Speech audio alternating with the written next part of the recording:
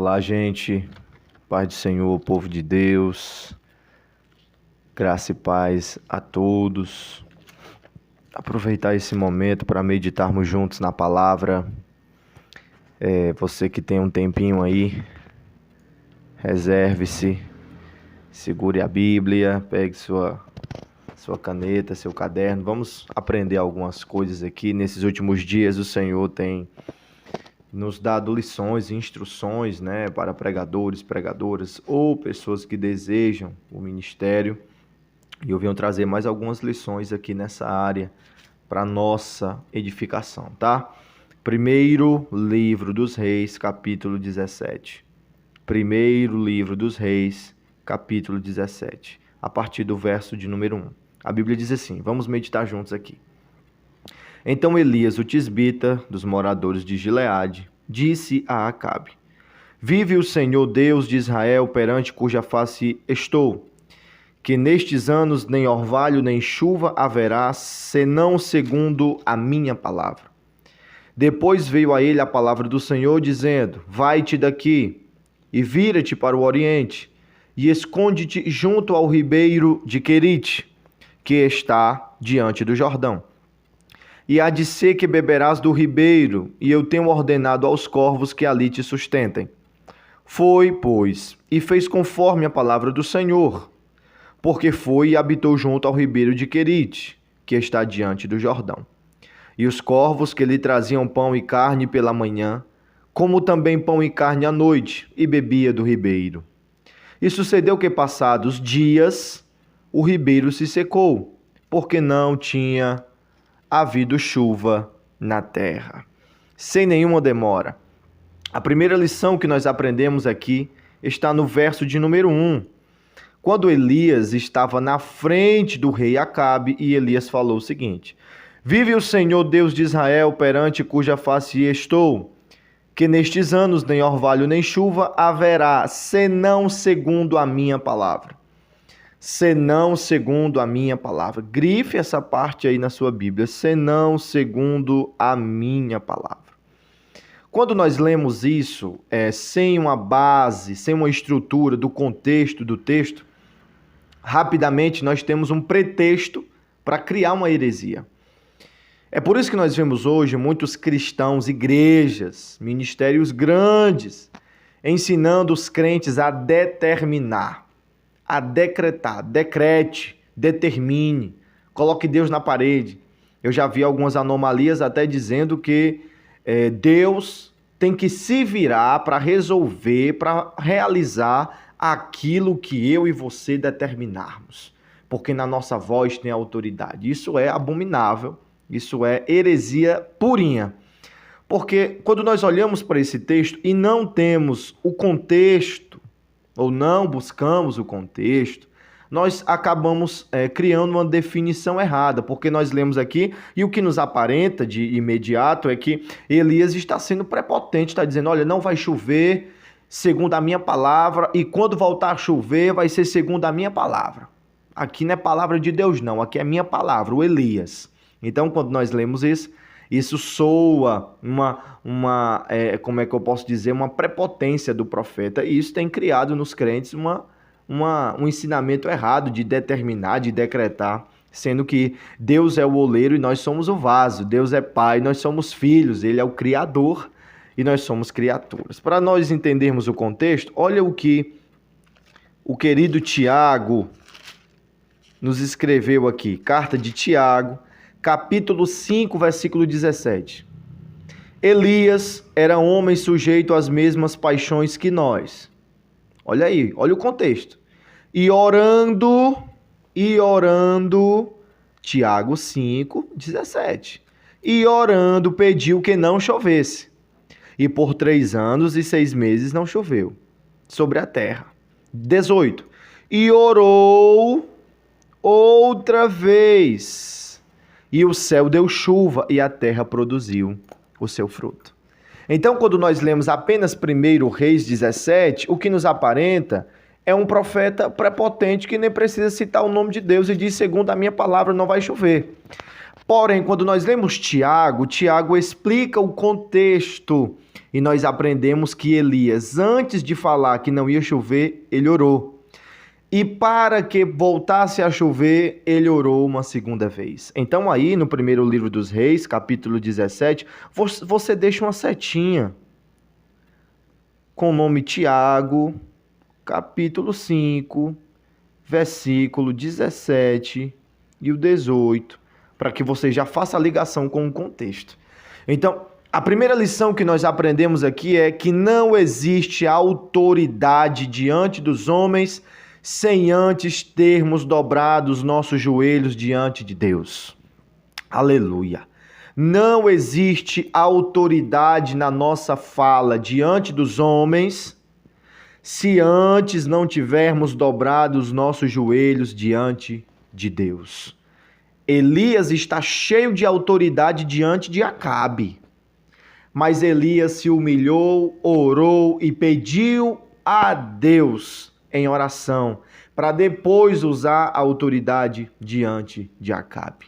Então, o seu ministério, o nosso ministério, a sua pregação, o seu discurso, a sua oratória, só vai ter autoridade para os seus ouvintes se você carregar uma vida de oração diante de Deus. Olha que coisa fantástica, né? Olha a segunda lição desse texto. O versículo 2, 1 Reis 17, 2 diz: Veio a palavra do Senhor a Elias dizendo, versículo 3, vai-te daqui, como diz o cearense, pega o beco daqui, vai embora, e vira-te para o oriente, e esconde-te junto ao ribeiro de Querite, que está diante do Jordão. Aqui há uma revelação poderosa de Deus, e a segunda lição de Deus para a nossa vida é: só vai viver o muito quem for fiel no pouco. Só vai viver o muito quem for fiel no pouco. O versículo 3, Deus está dizendo, vai para o oriente e esconde-te junto ao ribeiro de Querite. Grife essa parte aí, ribeiro de Querite. Grife essa parte também, que está diante do Jordão. Gente, a Bíblia é muito clara. A Bíblia está dizendo ribeiro de Querite. O que é um ribeiro? O ribeiro é um local que tem água, mas ele não tem fonte de água. Ou seja, para sobreviver e ter água, ele depende de outros, de terceiros, de chuva. Ele não tem fonte de água. Ele é apenas um ribeiro, um local pequeno. Mas o detalhe é que Deus está colocando ele diante do ribeiro de Querite, que estrategicamente, no versículo 3, está diante do Jordão. Olha que coisa fantástica. Deus poderia dizer, Elias, vai para o Jordão, porque o rio Jordão tem muita água. E ele vai ter muita água por muito tempo para te sustentar. Mas Deus diz, não quero que você vá primeiro para o Jordão. Eu quero que primeiro você passe no ribeiro do Querite, porque lá tem pouca água. E você só vai chegar a beber das muitas águas depois que você passar pela provação de beber das poucas águas. E o detalhe, gente, é que o ribeiro do Querite estava de frente do Jordão. Então era Elias bebendo do ribeiro do Querite e todo dia olhando para o Jordão. Era uma tentação. Bebendo das poucas águas e olhando para as muitas águas. E o coração de Elias batendo, Deus me mandou foi para o Querite, então eu tenho que ser fiel no Querite. Agora, para você receber a revelação completa, você vai lembrar que Elias e Eliseu estavam diante do Jordão. E o Jordão se abriu. E eles passaram com o pé enxuto no meio do Jordão. Sabe por que o Jordão se abriu para Elias? Porque o Jordão reconheceu que Elias foi fiel no Querite. Elias não pulou as etapas, ele bebeu do Querite para depois passar pelo meio do Jordão. Só vai viver as coisas grandes diante de Deus quem for fiel nas coisas pequenas. Receba essa palavra de Deus aí. Seja fiel no pouco e no muito te colocarei, diz o Senhor. Seja fiel pregando para pouca gente. Seja fiel ensinando para um público pequeno. Seja fiel com pouco dinheiro. Seja fiel com pouco recurso. Seja fiel no querite. E eu creio que um dia Deus vai abrir o Jordão para você passar, para você crescer, para você progredir. Só vai viver o muito quem for fiel no pouco. Só vai passar no meio do Jordão quem for fiel no ribeiro do querite. Glorificado seja o nome do Senhor. Aí vem o versículo 4, terceira lição. E o versículo 4 diz: e há de ser que beberás do ribeiro. Deus deixa bem claro, ó. Você não vai beber do Jordão, você vai beber do ribeiro. E vem a revelação no versículo 3, ó. E eu tenho ordenado aos corvos, grife aí, aos corvos que ali te sustentem. Eu tenho ordenado aos corvos que ali te sustentem. Aqui nesse versículo tem duas lições para a gente. Terceira lição, das completas aí. Terceira lição. Antes de falar com quem vai receber a bênção, Deus já está falando com quem vai providenciar a bênção. Oh, glória! É de Deus para a sua vida. Primeira lição, vida de oração. Elias orou antes de falar com Acabe. Segunda lição, nós aprendemos que só vai ser fiel no muito, só vai colher o muito, viver o muito, quem for fiel no pouco. Terceira lição, antes de falar com quem vai ser abençoado, Deus já está falando com quem vai abençoar. Olha o que Deus diz no versículo 4. E eu tenho ordenado aos corvos que ali te sustentem. Olha o que Deus está falando para Elias. Elias, você nem chegou lá no ribeiro do Querite, mas os corvos já foram avisados que eles vão ter que te sustentar. Isso é forte. Antes de Deus falar para mim, para você, que vai nos abençoar, Deus já está tocando no coração de alguém, mandando este alguém nos abençoar, porque Deus é o Deus da providência.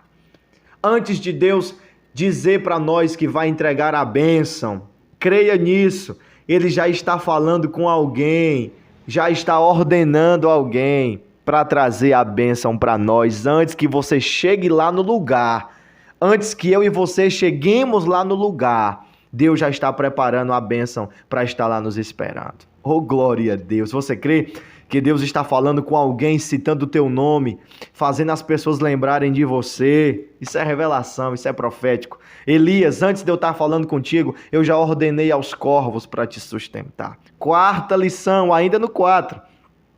Elias, quem vai levar o teu sustento não é nenhuma pombinha como Noé, não é a águia, não é nenhum pássaro bonito. Quem vai levar o teu alimento são os corvos. Pesquise aí no YouTube, no Google, o que são os corvos. Os corvos são o que nós chamamos aqui na nossa cultura de urubu. Urubu, que a gente não gosta, porque ele come as carniças, os lixos, as coisas que não prestam, resto de tudo. É um animal que a gente não gosta, tem nojo, até feio ele é. Meu Deus do céu. Os urubus.